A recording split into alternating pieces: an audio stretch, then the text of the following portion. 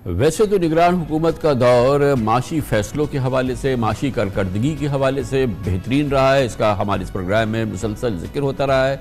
गंदम की इस इम्पोर्ट के मामले पे मौजूदा हुकूमत ने निगरान हुकूमत को बड़ा जिम्मेदार करार दिया है, मुख्तलिफ किस्म के इल्ज़ामात लगाए हैं, तहकीकात की बात की है और ये पूरी सूरत हाल जो है निगरान हुकूमत का जो पूरा दौर रहा है उस हवाले से लगता यह है कि कहीं ना कहीं मौजूदा हुकूमत में उस हवाले से इत्मीनान की कैफियत नहीं है। इस मौजू पर बात करने के लिए और इस ताज़ा तरीन बहरान की बात करने के लिए हमें ज्वाइन कर रहे हैं साबिक निगरान वज़ीर आज़म मोहतरम अनवारुल हक काकड़। बहुत बहुत शुक्रिया काकड़ साहब, आपने हमें ज्वाइन किया है। ये तमाम सूरत हाल आपके सामने है।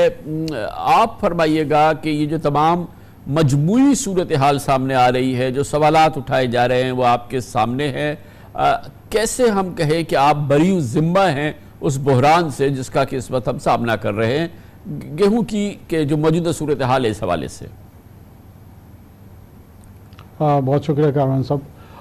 देखें जी, पहले तो हम इसमें जो एलिगेशन है अगर उसको फ्रेम किया जाए उसमें ये नुक्ता उठाया जा रहा है कि हमारे दौरान इंपोर्ट हुई प्राइवेट सेक्टर के थ्रू गंदम 3.6 मिलियन मैट्रिक टन या 3.4 मिलियन मैट्रिक टन के करीब, वो उसका इजाज़त क्यों दी गई, ये बुनियादी सवाल है जिसके इर्द गिर्द ये बात सारी रिवॉल्व कर रही है।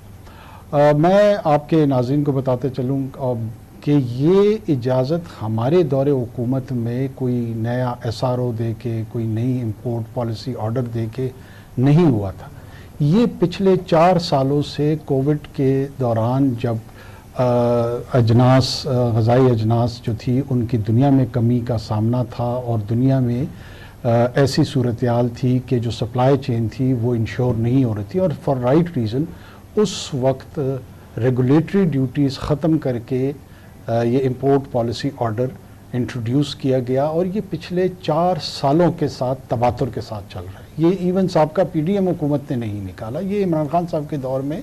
और मैं ये भी कहूँगा कि वो ज़ाहिर दुरुस्त फैसला था, आपको जो है ना स्ट्रेटेजिक कमोडिटी चाहिए थी तो इंपोर्ट को आप इनकरेज कर रहे थे। इस दौरान में जब हम आए, ये जैसे मैं आपको बता रहा हूँ कि तसलसल के साथ यही पॉलिसी थी।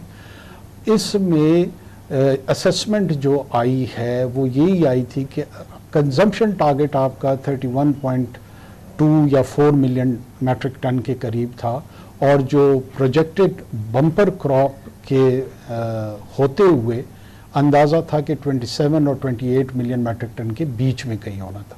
तो जो सप्लाई गैप था वो 2-3 मिलियन मैट्रिक टन का था। इसके लिए 2 तरीके कार हम अपना सकते थे कि या तो गवर्नमेंट प्रोक्योर कर लेती खुद थ्रू TCP और हम ये गैप फिल कर लेते, जिसमें हमने हुकूमत का ज़र मुबादला इस्तेमाल करना था, पब्लिक एक्सचेकर की मनी का इस्तेमाल करना था। यहाँ पर जो डिस्कशंस हुई अर्लियर PDM गवर्नमेंट ने भी की थी और वो बिल्कुल मैं समझता हूँ कि उनकी भी दुरुस्त अप्रोच थी कि अगर वो TCP एक ऐसा इदारा बन गया है जिसका जो डेट सर्कल है वो बजाते खुद कई सवालात पैदा कर चुका है, कुछ 250-300 अरब रुपए के आसपास अंडर डेट है। जो ही आप गवर्नमेंट की प्रोक्योरमेंट करते हैं वो आगे फ्लावर मिल्स को देती है, फिर उनसे रीपेमेंट आती है, उस साइकिल में ये पूरी डिस्टर्बेंस हुई है। तो लिहाजा फैसला ये किया गया कि गवर्नमेंट को इस काम से बाहर निकाला जाए और ये जो गैप है अगर मार्केट फोर्सेस उसको फिल इन करती हैं तो लेट देम डू, क्योंकि बाय लॉ उनको ही इजाज़त थी और वो कर सकते थे। उसके लिए किसी स्पेशल परमिशन की ज़रूरत, जैसे मैं एक्सप्लेन कर चुका हूँ कि नहीं थी। ये इंपोर्ट बिल ऑर्डर जो है ये एक तसलसल से चला आ रहा था। फैसिलिटेशन स्टेट बैंक ने LCs की दी हैं। देखें उस दौरान में एक एतराज़ ये भी उठाया जा रहा है कि आप पे फॉरेन एक्सचेंज का जो प्रेशर था, डॉलर्स नहीं थे, आप इस मुल्क में चॉकलेट इंपोर्ट कर रहे थे, लग्जरी आइटम्स इंपोर्ट कर रहे थे, गाड़ियाँ इंपोर्ट कर रहे थे, तो अगर शॉर्ट फॉल था जो कि फूड सिक्योरिटी की वजारत ने प्रोजेक्ट किया था, इनकी साबका हुकूमतों में भी किया था, हमारे दौरान में भी उन्होंने पेश किया था, उसमें किस टूल के तहत और क्यों, दोनों सवाल आते हैं। क्यों हम रोकते? वो गंदम आई, प्राइवेट सेक्टर ने उसमें इंटरवीन किया।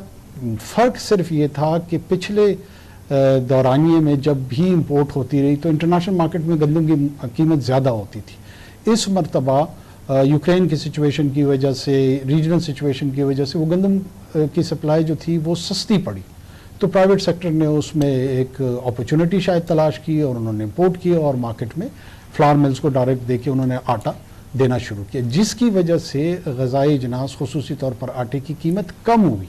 अच्छा काकर साहब, ये तफसील से हमने आपके जो बुनियादी जो हमारे सामने सवालात हैं उनके जवाबात तो आपने दी। अभी तक ये बात नहीं हुई है कि बहरहाल इंपोर्ट की इजाज़त देना, फ्री मार्केट को अलाउ करना, ये कॉन्सेप्ट बिल्कुल सही है।